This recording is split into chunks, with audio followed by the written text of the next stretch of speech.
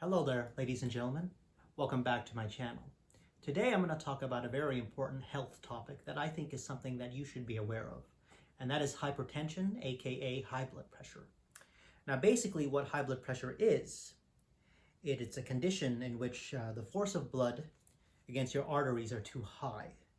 So that's what it measures, and if it's too high, you might need to get on medication or you need to make lifestyle changes. And so I'm going to talk about what I did because I'm going to show you later on. I recorded my high blood pressure scores, and after many months of not checking it, I saw that it was fairly high, and I was very concerned about that. So I went to go see the doctor right away because that's something you don't want to mess with. If you have high blood pressure, you could destroy your organs, your kidneys, for example. So right now I'm at a healthy score, and I'll show you. I have one of these very lovely fancy machines here by a company called Omron. Looks like that. And you basically put this around your upper arm here. Plug it in, and then you do the test. It's fairly straightforward. But when you do the test, you want to be sitting down. Like, I don't know, there's a dining table behind me. You have to be sitting down in such a way, and the cuff has to be at the same level of your heart. But anyways, I just want to show you right now, as of today, as I'm filming, because this has a memory. Let me see if it will tell me what my last reading was, because I believe I recorded that. I don't know if that's picking that up, but 121/75. Let me see. Yeah, 121/75. So what is 121/75? The machine actually came with this right here. This little guidance, this little thing that tells you what is considered optimal, normal, high normal, and then the different stages of hypertension. So where do I fall for the 121/75? Well, it says anything below 130 and 85, according to this, is considered normal. And so, yeah, that's not bad. I mean, there is a level below that, and it's called optimal. Sometimes at nighttime, because I'm a little more rested, I actually fall within that range, but I clearly am smack within normal. So that's a very good thing. So I'm going to show you now a piece of paper that I have. I'll zoom in a little bit closer to it so you could see, and then I'll tell you about that and show you the scores as well. Okay, so this is a look at some of the numbers, the systolic and the diastolic here. And as you could see, it is fairly high. When I first started recording my high blood pressure after the first time for quite a few months, it read as 145/95, which is technically bad. Okay, that is considered, I think it's, I have a chart somewhere. I don't know what stage, that's stage 1 or stage 2, but nonetheless, it's not a very good thing. Not a good sign at all. I was very concerned. I went to the doctor right away.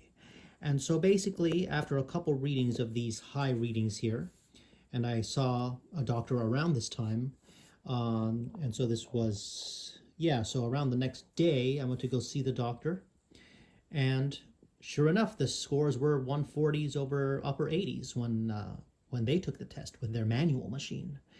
But this is with that machine I just showed you, that fancy little machine with the cuff.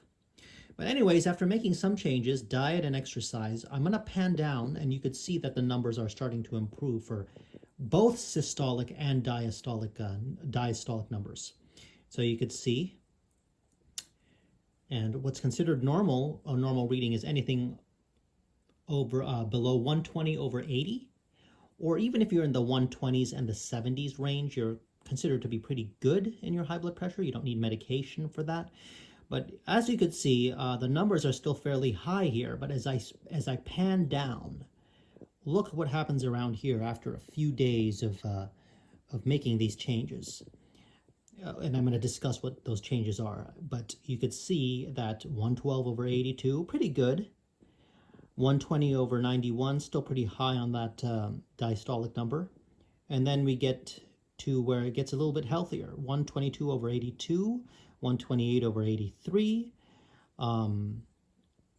And then we get to right here, bam, boom, 115/78, 117 over 78, 122 over 7. You could basically see that I have been able to maintain a healthy high blood pressure. And I do want to say as well, depending on the time that you do this, this stands for AM and this just stands for PM. Usually at nighttime, it's going to be a little bit lower, I believe, just because of, just you're a little bit more rested at night, I guess. Let's take a look at this 10:05 p.m. 117 over 78. So that's actually a good score. But now let's look at in the middle of the day.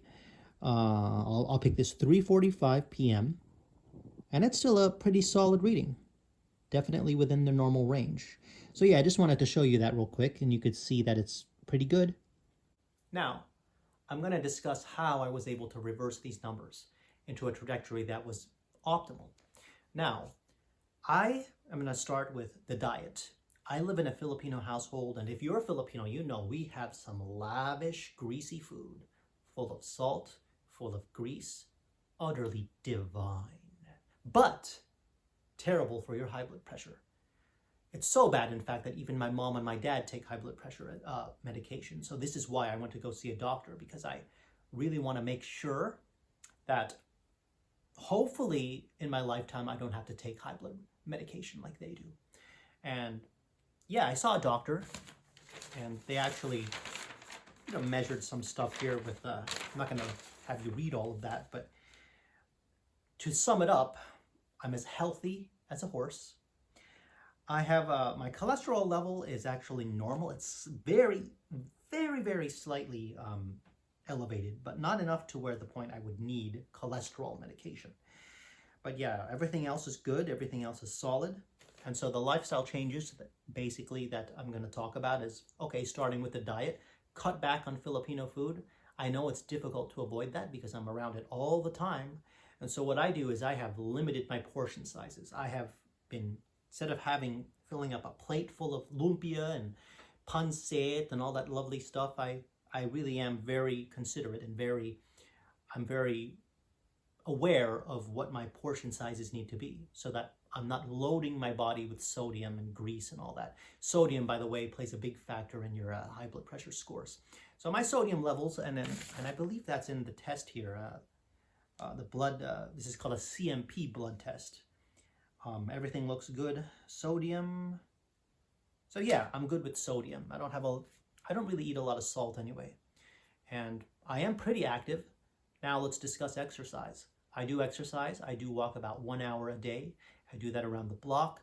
And something as simple as walking in, it doesn't necessarily have to be a super intense, brisk walk, but I just walk around the block and, it's stabilizing my numbers. It's a combination of that and the diet that changes that I mentioned that I'm doing now. So definitely you have a combination of those two things. I don't drink sugary drinks. No sugary drinks. Soda, juices, I cut that out. And then I also, in terms of coffee, instead of drinking it with sugar and milk, I just do black, which only contains, I believe it's like a very small amount, 2 calories per cup or something. So that has actually helped. And I only do that in the morning as well. It used to be that I used to drink coffee all day long. And you know what? That's probably why when I first took my high blood pressure score after many, many months, maybe that is the reason why it was elevated, just because of the habit of drinking coffee all day, which can drive, caffeine can drive those numbers up. So yeah, that's the changes that I've made. I hope that this helps you. And I think it's very important to be aware of your high blood pressure scores because this could save your life.